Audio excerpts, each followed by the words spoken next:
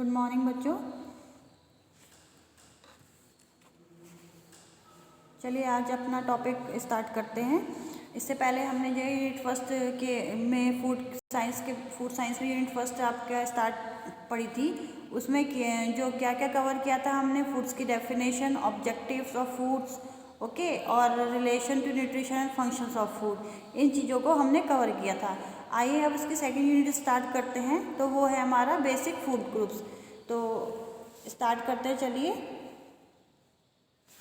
देखिए, food groups क्या होता है, जितने भी हमारे भोज्य पदार्थ हैं उन्हें अलग अलग समूह में बांट दिया गया है, जो कि क्या होता है, जो एक जैसे न्यूट्रिएंट्स और उनका नेचर दोनों और प्रॉपर्टी तीनों एक ही चीज़ हमें देते हैं। ठीक है, या एक ही जैसी होनी चाहिए। अलग अलग ऑथर और साइंटिस्ट ने अलग अलग फूड ग्रुप्स के अलग अलग क्या दिए हैं, टाइप्स दिए हैं, लेकिन जो किसी ने 9 बताया है, किसी ने 10 बताए हैं, किसी ने 11 बताए हैं, किसी ने 7 बताए हैं, लेकिन जो कॉमन फूड ग्रुप्स है हमारा, जिनके बारे में हम अध्ययन करते हैं, वो है हमारे 5। ओके, तो आइए जानते हैं कौन कौन से फूड ग्रुप्स हैं। तो फूड ग्रुप्स के नेम कौन कौन से हैं। पहला है cereals, millets and its product. तो सीरियल्स में क्या क्या आ गए आपको पता ही है। सीरियल्स में जो है हमारा सीरियल्स और मिलेट्स। सीरियल्स आपको सबको पता है क्या होते हैं, अनाज जितने भी होते हैं वो सारे सीरियल्स होते हैं। जैसे आपका राइस, गेहूँ, मक्का, जौ, बाजरा, ये सारे हो गए सीरियल्स आपके। और मिलेट्स क्या होते हैं, जो साइज़ में थोड़े छोटे होते हैं, जैसे कि आपका रागी हो गया और बाजरा हो गया या सोरम हो गए, ये सब क्या हो गए आपके मिलेट्स हो गए। ओके, तो ये हमारे कौन से फूड्स होते हैं, इनसे हमें कार्बोहाइड्रेट रिच ये फूड होते हैं। और अगर हम इनको साबुत फॉर्म में अगर अपने ग्रहण करते हैं तो ये क्या करते हैं, हमें फाइबर भी देते हैं और ये आयरन रिच फूड होते हैं। आयरन रिच फूड मीन्स जो रागी होता है उसमें सबसे ज़्यादा एक तो कैल्शियम पाया जाता है, और जो बाजरा और चना है और ये सब हैं उसमें हमें क्या होता है, हमें आयरन मिलता है। और जो रागी है उसको क्या है कि गरीबों का दूध भी कहा गया है, क्योंकि रागी में कहते हैं उतना ही कैल्शियम होता है जितना कि दूध से हमें मिलता है। ठीक है, तो अब नेक्स्ट है आपका ग्रुप सिर्फ pulses, legume and non veg. Okay, तो इसमें क्या क्या आया है आपका कि जो भी पल्सेस हैं, जितने भी आपको सब पता ही है कि पल्सेस कौन कौन से होते हैं। दालों को बोलते हैं, उससे क्या मिलता है, हमें प्रोटीन मिलता है। लेग्यूम्स जो भी फलियां हैं उन्हें बोलते हैं हम लेग्यूम्स, जैसे लाइक राजमा हो गया, ओके, छोले हो गए और सोयाबीन हो गया, इन सबको क्या बोलते हैं, हम लेग्यूम्स में इन्वॉल्व करते हैं। तो जो भी सबसे ज़्यादा प्रोटीन अगर हम बात करें दालों में, तो किस में पाया जाता है, सोयाबीन में पाया जाता है। अगर हम 100 ग्राम प्रोटीन कंज्यूम करेंगे तो हमें उससे 40% जो है क्या मिलेगा, हमें प्रोटीन प्रोवाइड होगा। ओके, ये और इससे हमें बी कॉम्प्लेक्स भी मिलता है इनसे हमें।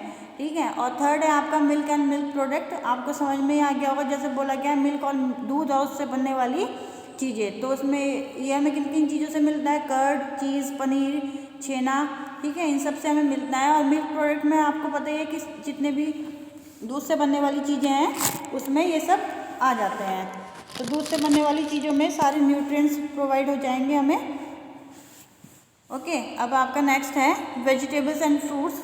विटामिन्स, वेजिटेबल्स जो है हमारी, इस वेजिटेबल्स को हमें क्या है, इसमें 3 पार्ट में डिवाइड कर दिया गया है वेजिटेबल्स को।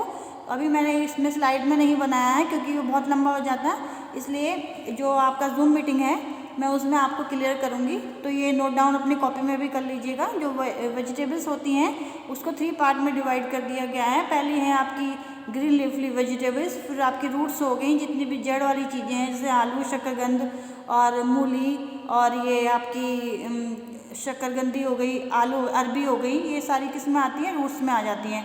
थर्ड है अदर हो गई, जैसे अदर सब्जी हो, गोभी, आपके गाजर, ये सारी अलग अलग। ठीक है, और सॉरी गाजर नहीं आएगी, गोभी और जितने भी अलग जैसे मटर है, सोयाबीन है, ये सारी फ्रेंच बीन्स हैं, ये अदर्स में आ जाएंगी। और फिर आपका आ गया है इसमें फ्रूट्स को भी इसमें क्या किया गया है कि 3 पार्ट में डिवाइड कर दिया गया है। कौन कौन से हैं आपके, सिट्रस फ्रूट, ओके, और क्या है जो बेरीज हैं उनको अलग और रेड फ्रूट्स को अलग, इन तीनों के अलग अलग ग्रुप बना दिए गए हैं। ठीक है, फिर आपका नेक्स्ट है oils and fats and sugar. तो ऑयल आपको पता ही है किससे मिलते हैं, ओके, जो भी भाई जो भी आपके इनसे क्या मिलता है हमें कि घी, पहली बात तो घी, तेल और बटर, इन सब से क्या मिलता है हमें? फैट्स मिलता है। ओके, और जो आपके ये किसके जरिए मिलेगा? फैट्स, ऑयल्स के जरिए। जितने भी ऑयल्स प्रोडक्ट होते हैं उनके जरिए हमें फैट प्रोवाइड होता है। शुगर में हो गया आपका, जेरी हो गई या स्वीट्स हो गई, ये सब आपके शुगर में आ जाएंगे। तो इसमें क्या मिलेगा हमें? ये एनर्जी रिच होते हैं इंस्टेंट फॉर्म में। ओके, ये हमें तुरंत एनर्जी प्रोवाइड करते हैं। फिर आपका है, देखिए बच्चे, जब एक फूड ग्रुप बताया, आपका पहला पार्ट था इसमें सीरस, तो अब इन्होंने क्या किया है इनके बारे में भी बताया गया है। इसमें सीरस क्या है? तरण धान्य मीन्स सीरियल्स। शब्द की उत्पत्ति यूनानी भाषा के सीरीज शब्द से हुई है। प्राचीन में यूनान में सीरीज एक देवी के रूप में पूजी जाती थी, जो कि खाद्यान्न में सीरीज एक देवी के रूप में पूजी जाती थी, जो कि खाद्यान्न और फसलों की संरक्षिका होती थी। मीन्स आपके जो पहले जो है क्या था, यूनानी भाषा से शब्द की उत्पत्ति हुई है, सीरीज शब्द की उत्पत्ति, इससे क्या बना है? सीरियल्स बना है। प्राचीन में क्या था? यूनान में एक देवी के रूप में इसको पूजा जाता था, जो कि वो लोग मानते थे कि इससे जो है आपकी सीरीज जो है एक देवी के रूप में जो मानते थे, वो मानते थे कि इससे हमारी जो फसल हैं, खाद्यान्न है, वो उसकी रक्षा करती हैं। यथार्थ में खाद्यान्न शब्द उन सभी अन्नों, जितने भी अन्न हैं हमारी, उन सब से है, और कृषि उत्पादक और उन सभी घास के बीजों से। मीन्स घास के बीजों से यहाँ मतलब है जो भी, जैसे चावल हो गई, गेहूँ हो गया, तो वो क्या होता है, जब उनका पेड़ निकलता है छोटा सा, तो एक घास की फॉर्म में रहता है, तो वो हमें ऐसे लगता है जैसे घास हो रही है, तो यहाँ पे उस बात से मतलब है। बीजों को जो भोज्य वस्तु के रूप में प्रयुक्त किए जाते हैं, जैसे चावल, गेहूँ, जौ, चना, ज्वार, मक्का, बाजरा आदि के लिए प्रयुक्त होता है।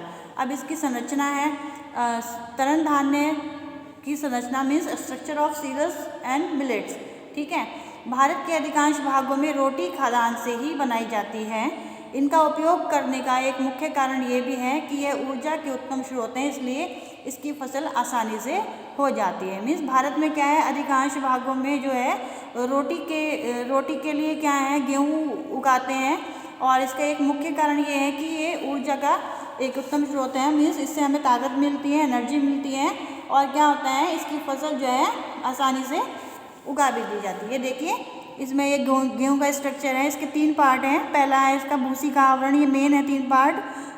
बीच में है आपका भ्रूण कोश यानी स्टार्च, और नेक्स्ट है इसका आपका थर्ड लास्ट वन जनन कोशिका या भ्रूण। ओके, आइए इसके बारे में थोड़ा सा पढ़ेंगे आगे।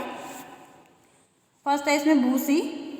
भूसी को आप कह लीजिए यह सभी अनाजों के बीजों की भांति इसकी ऊपरी परत ब्रान की होती। भूसी आपको पता है, ये चोकर को कहते हैं। यह बीज का छिलका होता है, जो आपका गेहूं का दाना होता है, उसका जो ऊपर का पार्ट होता है, सबसे आउटर लेयर होती है, उसे कहते हैं हम ब्रान या भूसी।